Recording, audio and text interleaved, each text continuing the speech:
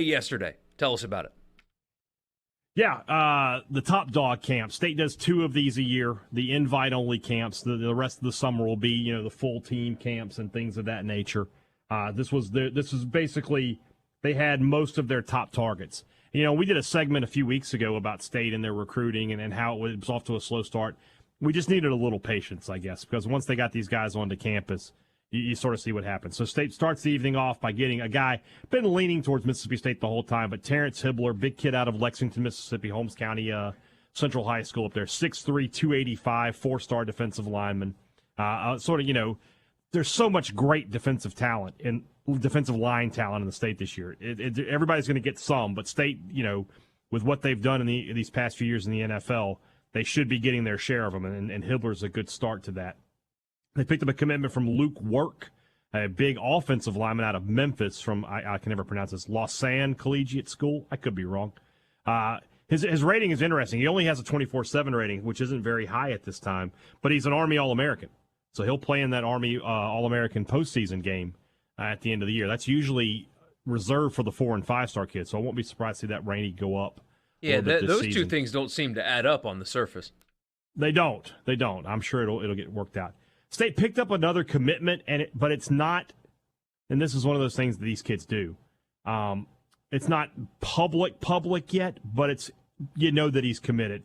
The kid's name is Travaris Banks, a 4-star safety out of all places, Tuscaloosa, Alabama, and a kid with some really good offers from around the SEC, including Alabama. Now, I know that an Alabama offer doesn't necessarily mean that you can call up Alabama and commit, but they liked him enough to bring him in. 4-star kid. Not a low 4-star. You see some of these kids are like the 90, 91 range. He's almost a 94 composite score.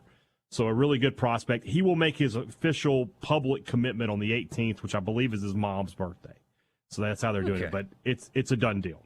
It's a done deal. On top of that, State made a lot of headway, from what I'm told, with a lot of their top targets, including a player like P.J. Woodland, who's the top defensive back in the state. And, of course, the guy that they're really after, Stonka Burnside, the receiver from Starkville. They are determined not to have another A.J. Brown situation. I'm sorry. Did you say Stonka? Yes. Stonka is his nickname. His first name is Braylon. Oh. Yeah. I was about to get really excited at the prospect it's Braylon. Of a guy named, truly named Stonka. No, that's just a nickname, unfortunately. But Chad Bumpus has been a huge key in this guy's recruitment for Mississippi State, as we kind of suspected. That Bumpus would be able to relate to these Mississippi kids, especially the receivers. State made a lot of progress with him last night. And then also noteworthy, Ole Miss commitment, Fred, another elite-level nickname here, Fat Clark, was at camp last night. He decommitted from Ole Miss while at Mississippi State last night. Probably can read the tea leaves on that one. I would expect him to be in Mississippi State's class. Yeah, Vanderbilt. Sooner rather than later. Nah, I would expect him to be on the maroon and white side of the state sooner rather than later. So a really good night. From what I'm told, State made a lot of headway with a lot of its top targets.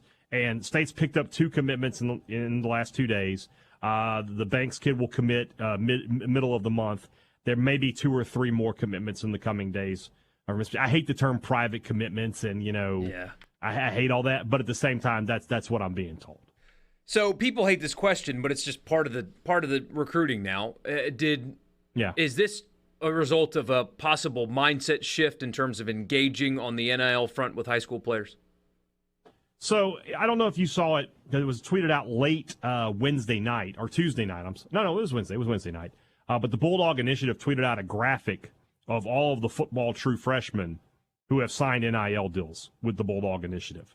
So what you're sort of seeing there, if you can read between the lines, is we're not offering these as recruiting inducements, but once you get here, you're going to get an NIL deal. So, smart of the Bulldog Initiative to put out that graphic and sort of show, that hey, once you come to Mississippi State, there are going to be things in place. I don't think it's so much a shift. A lot of these kids, the NIL is not as big a deal. Luke Work came from a Mississippi State family. He's a kid who said in his commitment article, "It has been my dream to play at Mississippi State." So that's that. I'm not worried. Hibbler, he's got 2 or 3 teammates on this team right now from Holmes County. Holmes County has been a good spot for Mississippi State these past few years. So I don't know I'm sure there's NIL involved, but I don't know that it's the driving factor for any of those. Yeah, and I've noticed also, because it's a factor in recruiting. It is. You often do see, though, players talking about openly, like, hey, it was part of it, but not the only thing. Like, I'm not just going to go to a school. This is what I've always said this about illegal recruiting, Michael, is that it's there. Everybody's doling out money, right? But the kids still make their decisions based off, for the most part. There are going to be some who are just given a Godfather offer, and you can't turn it down, right? But for the most part, if all the offers are equal, you are picking the school based on your role in the offense or the defense and the coaches that you like and how you feel comfortable on campus. You make the decision for the right reason, and then there's just other reasons in there. Are there kids who get bought and they're unhappy and that's why they end up in the portal the next year? Yeah, sure, of course. All the time, yeah.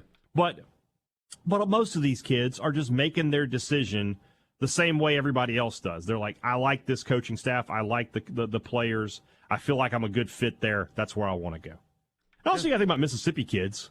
A lot of them just grow up Bulldogs. They grow up Rebels, and that's what they want to be.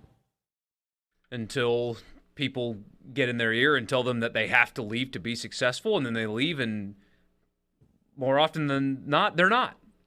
But that's maybe a conversation for a different day. The transfer portal has been a pretty steady influx of Mississippi kids back to Mississippi.